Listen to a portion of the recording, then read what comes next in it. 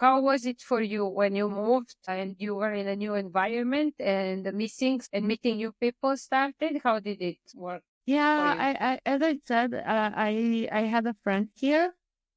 So I felt I moved and I have a flat where I will live. I have my friend, started my new master. I have a job. So I felt like I have everything. But then you slowly, when you're at the university all day and you are working after that, and you basically, it's like you don't have time, but all you have is time to think, right? So this loneliness penetrate, and then you realize that you miss this community, family, friends that you had at home.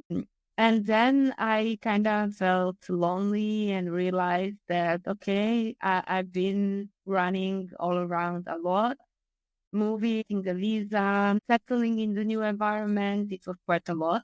And now I actually want someone to tell them about this, just, get it off my chest.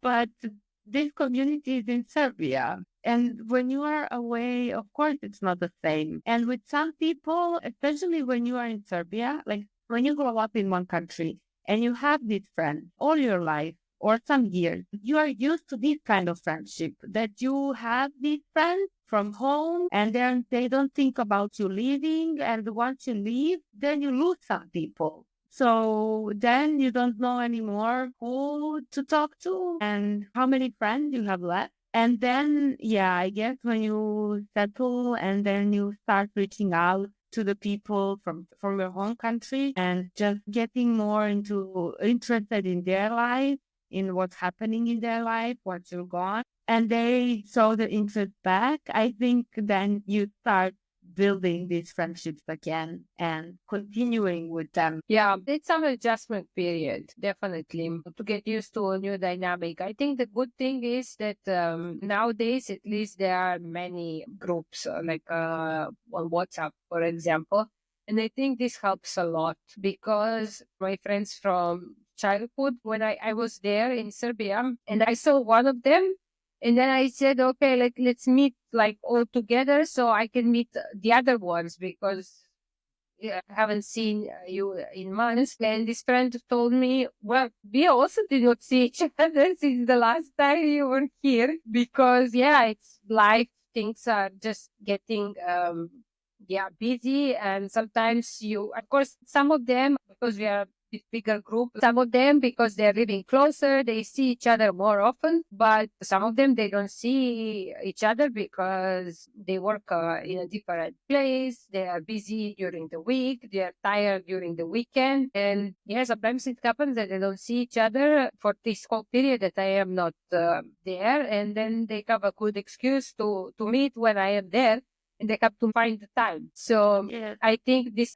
modern stuff like WhatsApp groups, Viber groups, it helps a lot in maintaining friendships. Yes, but I don't know, like, did you have this feeling or like thought that, sure, you are the one that left, right? You are the one that moved away, but your friend and you consider being close friends. But then there's no kind of initiative or no will for them to come and see you. If my friend moved away, would feel like I would really like to see where they live. I would really like to see what they accomplished. And if they move for studies or work or something, I would really like to go and see that. And for me, it kind of hurt that not for the sake of seeing what I accomplished or whatever, but just for the sake of staying in touch and meeting more often, very little of my friends actually saw the initiative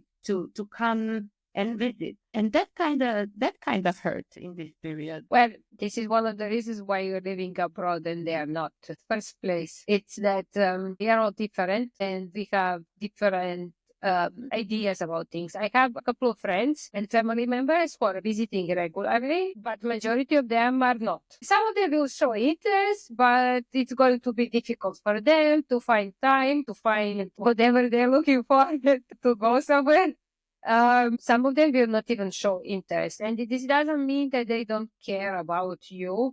or that they don't miss you, I think is just not the way how they are thinking. This could actually be Yeah. solution. Let's go and visit my friend. So not just she's coming here so we can see each other, but I can also go there. Or as you say, Yeah. I want to see where my friend is living. Or I am going to use the opportunity that I see a new place when my friend is there. Yes, some people are just not Yeah. thinking like that. Yeah, I think for me in that period, what hurt kind of the most was that, let's say, mindset, or what I experienced was that I was always getting these texts from some people that were really close to me. I don't know, like, I miss you, when are you coming back? We'll meet as soon as possible, and this kind of thing.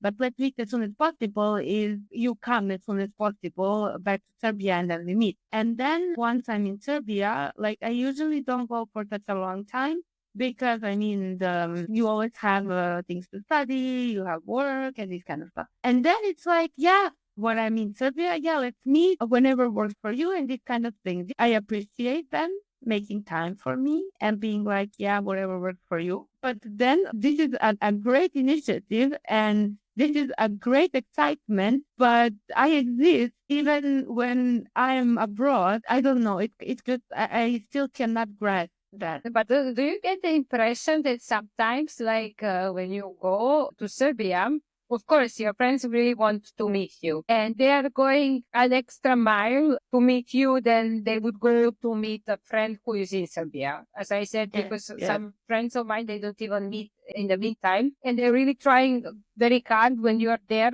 to actually be available for you. But I get this feeling that once you are there, sometimes your friends are like, okay, but you're here.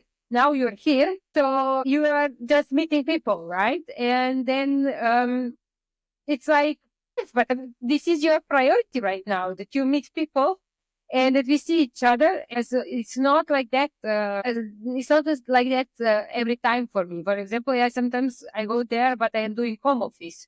So I also have yes, working hours. yes. I also Or have you, many things. no, I mean, you come for different reasons. You have maybe some bureaucratic work to finish. Yes, Maybe exactly. you came for a dentist because Serbia is very famous for dentists. Or, Super. just, yes, to do something. And they think, as you said, yeah, yeah, you came to meet people. So, yeah, let's make an agenda.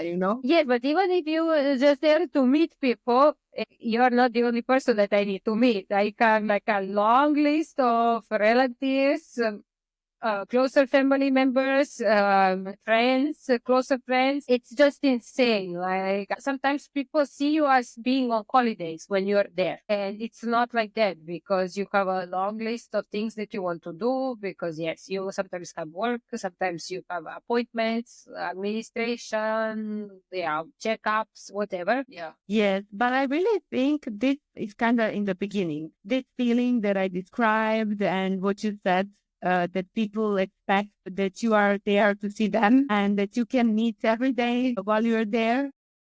Yeah, it's also But like an then, adjustment period, right? yeah, Adjustment exactly. period. So then after that, after coming back to the home country a few times and going back to your new country a few times, you yourself get used to seeing people in that way and seeing family. And they get used to the fact that, okay, you move. And when you come, okay, maybe you have some other things to do. Maybe, yes, you're busy and these kind of things. It's a, as you said, adjustment period for all. Yeah. I think with time, people realize that you actually cannot meet everybody every time, that you don't have so much time when you are there. And then you're going to see each other when things are just working out for both of you. And that's how it is. Yeah. Yeah, exactly. Yeah. And then, at least for me, it was that you just realize that sometimes you don't talk to some people for a long time, or you don't see them for a long time.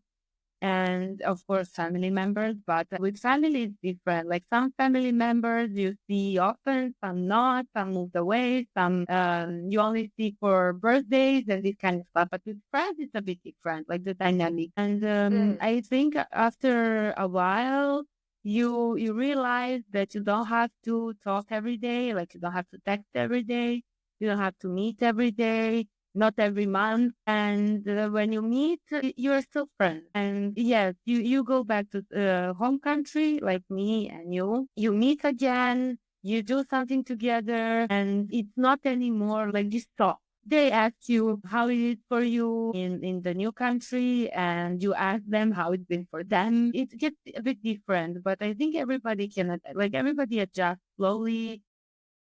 Yeah, once I started realizing that, yeah, I have to figure out how to make this going back and forth work. I was trying to be there, like for the important holidays, for example. I don't know, winter holidays, summer holidays, maybe Easter's at the time. Spring is also a good time to go there at some time, at some point. And I usually try to be there 3 to 4 times per year.